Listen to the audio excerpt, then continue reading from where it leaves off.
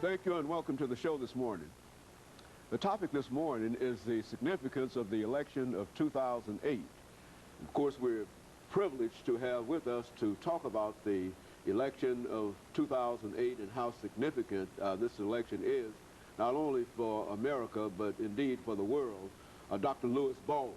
Yes. Of course, Dr. Baldwin, I don't think that you need any introduction to our audience this morning because you've been with us on a number of occasions, many occasions, and I think that if we ever have to talk about the significance of the election of 2008, I'm sure that everything that you've told us has sort of led some way in one way or another to where we are today. That's right. And so that's what we'd like to do today. What I'd like to do, Dr. Baldwin, is to really get a historical viewpoint in reference to this election of 2008. And I don't think that there's any person that is better qualified to give us a historical viewpoint than yourself. And so let's start off by having you to talk about some of the books and some of the things that you've written that would eventually bring us to where we are now. Okay, my scholarship is mostly on the civil rights movement and how it laid the foundation for our rise in politics and our rise to what might be called the kind of political empowerment that led to the election of Obama. I've written 5 books on Dr. King, all of which cover the history of the civil rights movement.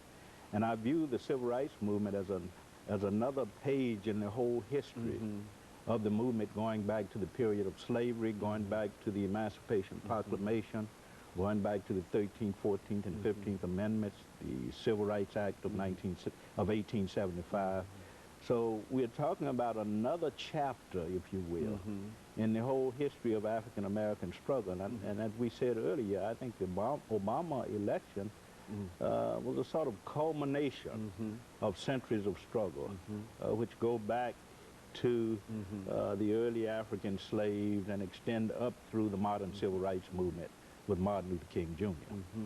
You know, when you think about this election, I think it has had an impact, and quite an early impact in a real sense, that it has had an impact on not only Africans, but it also has had an impact, and I think a very, very positive impact, upon a large number of other Americans.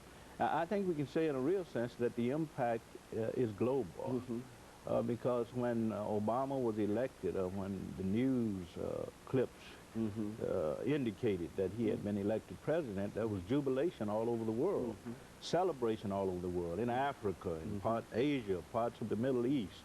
The people throughout the United States celebrated the moment because it was a very historic moment, and thank God we were all a part of that history. We can all remember where we were when it was announced that he had been elected president. So certainly it had an impact on the nation, but on the world as well. Well, Dr. Baldwin, when you look at this election and you think about some of the things that indeed we've talked about even on this show, what would you say would be perhaps one of the impacts that it might have dealing with young people? I mean, you've done a lot of things with Dr. King and young people and et cetera. But sort of think in terms of that, what impact this might have on our young people. I've said since the election that Obama represents hope for the future. A day or two after the election, I was watching the news and I saw young people being interviewed in elementary, junior high school, and they were asked about their future plans. What do you want to be when you grow up? And many of them said, I'd like to be president. And I thought at that moment that when I was a boy, we didn't think in those terms. When asked about your future plans, certainly you wanted to be a teacher, a preacher, maybe a lawyer, but you didn't think in terms of becoming president of the United States. And young people today can think in those terms. Because of Barack Obama. He made it. Young people can think in terms of their own possibilities for achieving the highest office in the land, becoming the most powerful figure in the world. So that hope is there now. Because there are certain things, as we make preparations for this first commercial break, there are certain things you have to do if you wish to be president of the United States, and one of them has to do with the mind and academics and et cetera. And I think that, as you indicated, if we're having so many problems today dealing with our young people, this certainly can be one of the most encouraging things, not only for Africans, but for all races as well as all sexes as well. And so I think I agree with you. I think that that's a very, very positive kind of thing that has come out of this quite early. And I think that we can only build upon that. And of course, what we'll do, Dr. Baldwin, is to take this first commercial break, and then when we come back, we'll talk about some of your experiences dealing in other venues in reference to this. We'll be back with our audience following this very, very short commercial break.